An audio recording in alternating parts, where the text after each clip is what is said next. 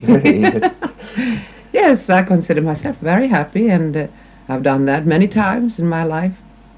Do you think happiness comes at a certain age to a woman, or do you think it comes with a set of circumstances? I think many people are very happy, but they are not, they don't realize it at the time. You know, they always talk about the good old times or something. And I think we should be very grateful for the time that is now. We should realize what we have this particular moment. What is it that you do have now that makes you happy?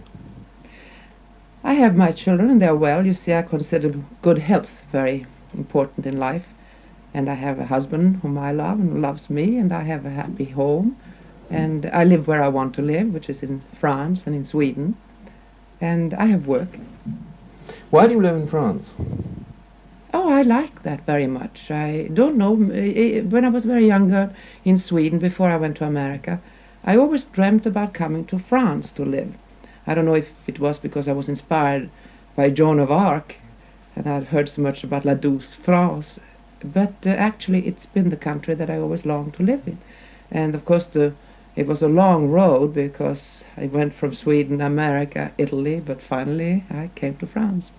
Miss Bergman, you have an advantage over many actresses in that you can speak several languages. Do you find there's any particular language in which you enjoy acting most?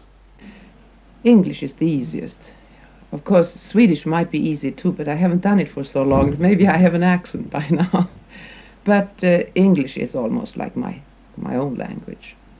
Do you find that the parts you can play in English are the parts you want to play, or do you have to look to other languages for parts sometimes? No, no, I don't. I mean, they are translatable. Yeah, or I played Hedda Gabler in French, for instance. It isn't that I look for a French play to play it in French. And Teen Sympathy I played on the stage, and it was an American play translated into French. So that makes no difference. Which part have you enjoyed playing most of all in your career?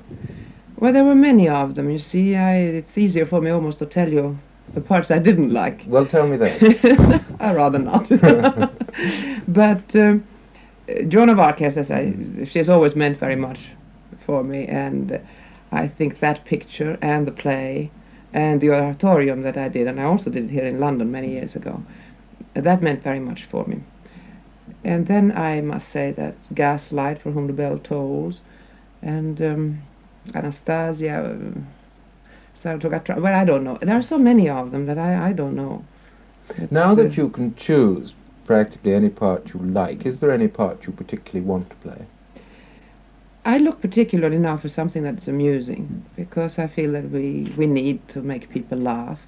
Or it has to be something so important, really great, so that people feel something, but it's so difficult to find those subjects. And I rather do something that is a funny picture than something that doesn't have some real profound meaning. Do you look for parts to play where the character is about your own age, or do you... Oh yes, of course. You can't get away from your own age, and especially in a picture, you might be able to cheat a couple of years if God has been good to you. But otherwise, otherwise, I think you better stay. I mean, on the stage, I know that you can get away with many years difference. Somebody said to me the other day that an actress can't really act until she's old. Would you agree with that? Well, no, I don't. I think there are young actors, young. I have seen so many marvelous performances by young people that are 25. But of course, one hopes that with the years we mature and we have more experience, and that we have gone through maybe more things. Because I do think that we take from life and from what we've gone through to portray certain feelings. So we should be able to be a little better as the years go by. If given that one is the sum of one's experiences, which I quite agree with you, is there anything you would change in your life if you could, if you went back over it? Well, it depends upon now. If you mean I should go back over my life, not knowing the life I have lived, then I would live exactly the same life. If I had a new life and I would be conscious that this life I have lived this way, I'm sure that there are certain things I would change. Yes, I mean, I might be able to have learned something. Is there any quality which you, as a person, try to bring to your acting, which you think is very important to acting? uh, I think a heart, warm feeling towards the character you're playing. I mean, that you understand it, because if you understand the character that you're playing, then the audience should be able to understand it. So I'm very clear and logical in my thinking. And then I think it's the sense of humor that I try to bring to any character, even a tragic character. I think there has to be a little humor in it. You say warmth, Miss Bergman. Now, Scandinavians are always supposed not to be able to show their feelings very well. Is that true of you? Yes, they are supposed to be controlled, but not to be cold people.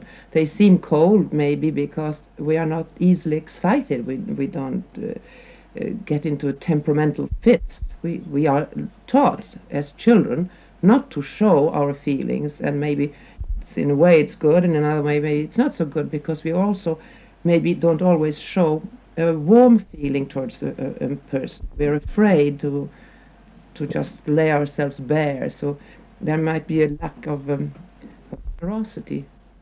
You know what I mean? But it isn't. It's just an education that you're not supposed to just, scream and yell or cry too much or laugh too much. No, I think they come the golden middle. Miss Bergman, thank you very much indeed.